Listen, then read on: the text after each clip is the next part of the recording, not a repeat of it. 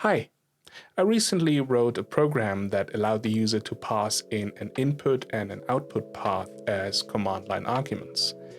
And in order to guarantee stable program execution, I had to make sure that the passed in string was actually a valid path, or a path at all. And that got me thinking, what is actually a valid path in Windows? I mean, I know that Windows paths use backslashes instead of slashes like they do on Linux, for example, and that I can check for file extensions if I needed to, but I never actually checked what the valid components of a path are. So that got me into a bit of a rabbit hole, as usual, to figure out what kind of path strings are actually valid or invalid. So, what is a path? A path is defined as a string of characters that identify a unique location in a tree hierarchy. So for example, each of these paths point to a different location. A path is made up of one or more components. Each component is separated by a component separator. On Windows, it is the / character, but you can also use the / character like on the web or Linux. If a path with slashes as a component separator is passed to a Windows API function, it will change those into backslashes. Be aware that in other languages, such as Japanese or Korean, the component separator might be a different character altogether.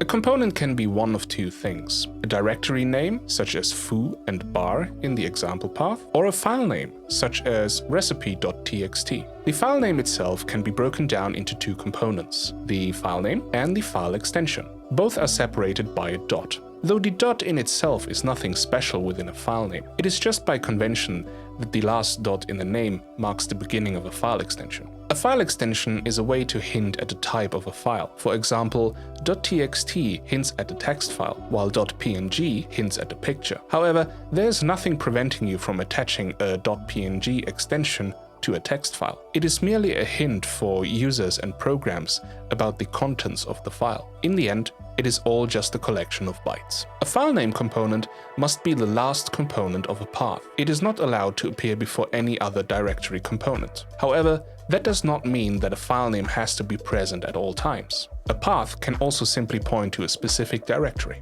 Each path component also has limitations on which characters can be included in their name. Any ASCII control characters from range 0 to hex 1F are not allowed, and so are the following characters: double quote, asterisk, /, colon, less than, greater than, question mark, backslash, and the vertical bar. There are a few limitations on overall names as well. For example, you are not allowed to give a component any of the following names showed on screen. These are reserved DOS device names within the system that point to physical hardware. For example, PRN would point to a printer that has been connected to your machine. A path may also include some kind of prefix. In this instance, it would be the C with a colon. This is known as a disk designator, which consists of a volume or drive letter, followed by the volume separator, the colon. Typically, C points to the main SSD in your machine. A and B were historically reserved for floppy disk drives, which made C the next available disk designator. So we can now see that the example path points to a text file called recipe.txt, which is located in a directory named bar, which in itself is located in a directory named foo, which lives on the hard drive or SSD called C. Multiple paths can be combined into a single string by using a semicolon as the path separator character. However, not all Windows APIs accept concatenated paths like that, so make sure to check the documentation of whether it is possible or not. On an NTFS formatted SSD, the file name can also be followed by a file stream. Each file on an NTFS drive can have multiple file streams attached. A file stream component starts with a colon after the file name or file extension, and is then followed by the name of the stream, XYZ in this example. The name of the stream can then be followed by a stream type, which is also separated by a colon, the $data in this example. Getting too much into detail on how file streams work and all the different data types they can have is out of scope for this video, but I will leave a link in the description for more information if you are interested. One thing I would like to mention though is that the file stream name can also be omitted, in which case the path would look something like this. This is the equivalent of saying I want the default data stream for this file. The default data stream is just the typical contents of a file on a disk. So double colon with the data stream type is basically equivalent to omitting the file stream altogether. The disk designator prefix of a path can also be omitted, leaving the path to just start with a backslash.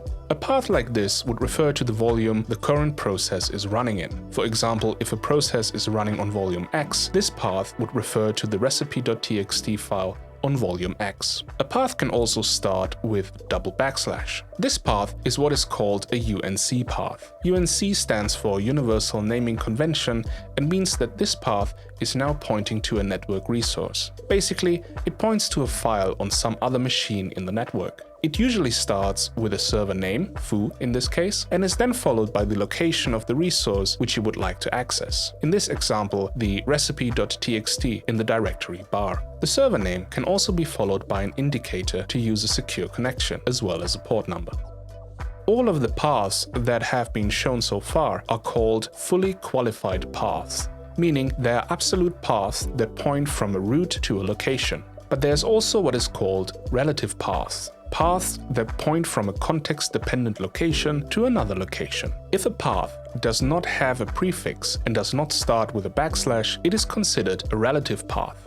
The root of this path is dependent on the location of the observer. For example, if a process is running from the folder My Programs on volume X, this path would point to X My Programs foo bar recipe.txt. A different process that is running directly from volume C would instead point to C foo bar recipe.txt. Most programs that rely on files on the hard drive, for example a video game that has to load graphics and music, would use relative paths to point to the necessary files. This is because a programmer cannot anticipate from which drive or folder the user would run their game from. So instead, the paths are described from the viewpoint of the executable. It is then up to the system to transform a relative path to a fully qualified one. There's two special components that you usually see within a relative path, and that is the single and double dot components.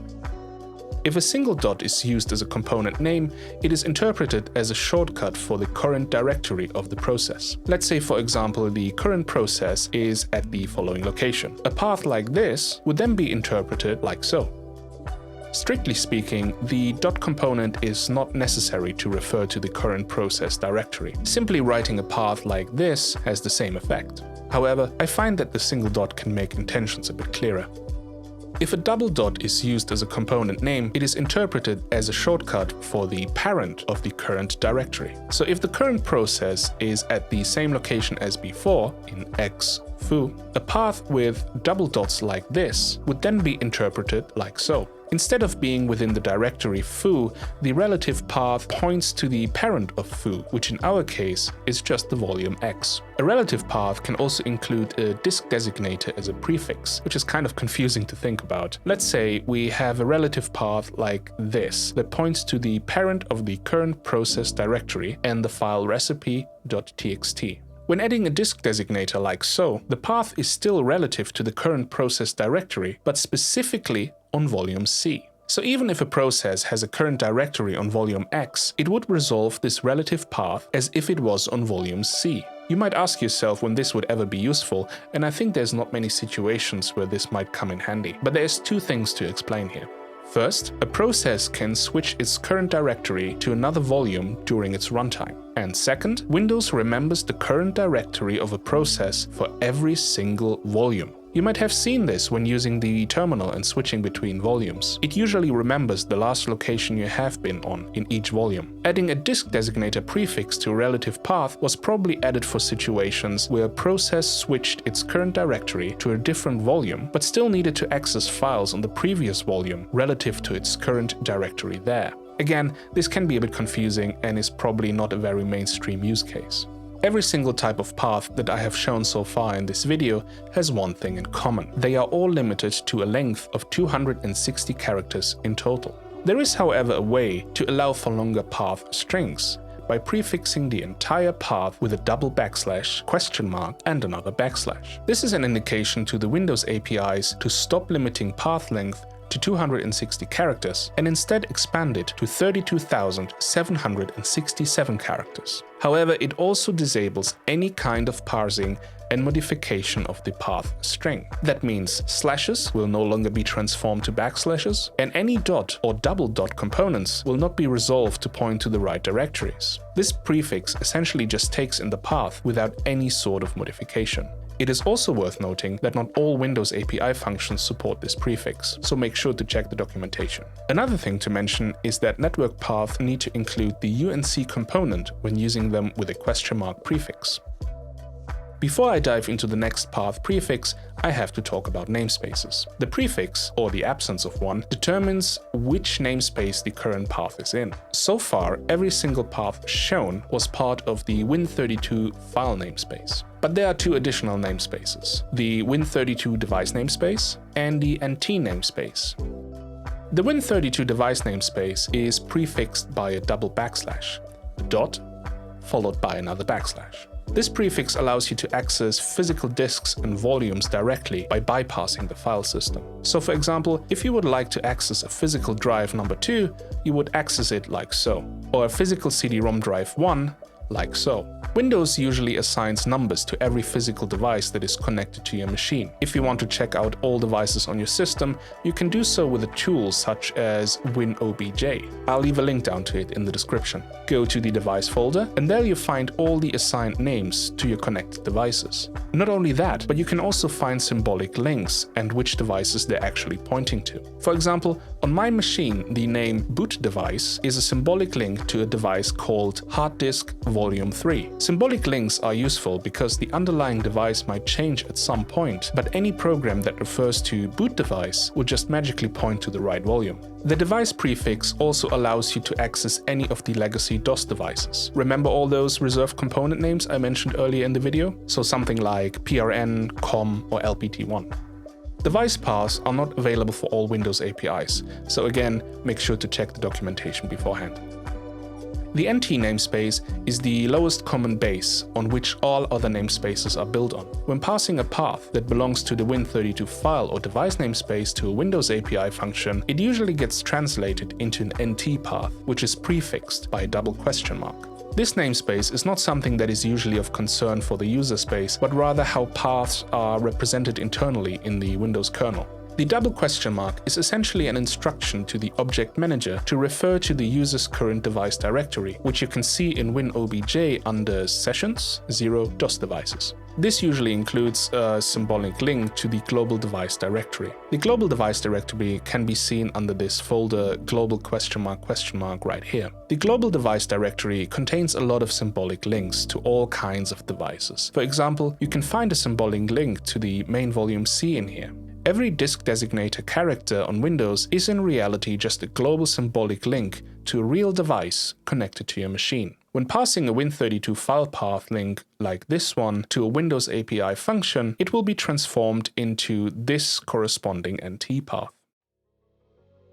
Even though I just wanted to figure out what a valid path in Windows is, I found myself venturing deep down into the internals up to the point of the object manager and to see how paths are transformed into an NT path. There's probably a lot of details that I skipped about the Windows Object Manager, and there's for sure a lot more to be talked about on this topic, but like I said, that's not part of this video. I really just wanted to get a basic understanding of paths and all the valid prefixes that a Windows path can have. I hope you found this video somewhat interesting, even though it didn't include any code this time around, but I certainly now have a better understanding of path strings in Windows and what makes a valid path and an invalid path, and sort of learned a little bit about the NT internals, which was nice. But that is all about this topic that I have for now, so thanks for watching, and I hope to see you in the next one. Bye!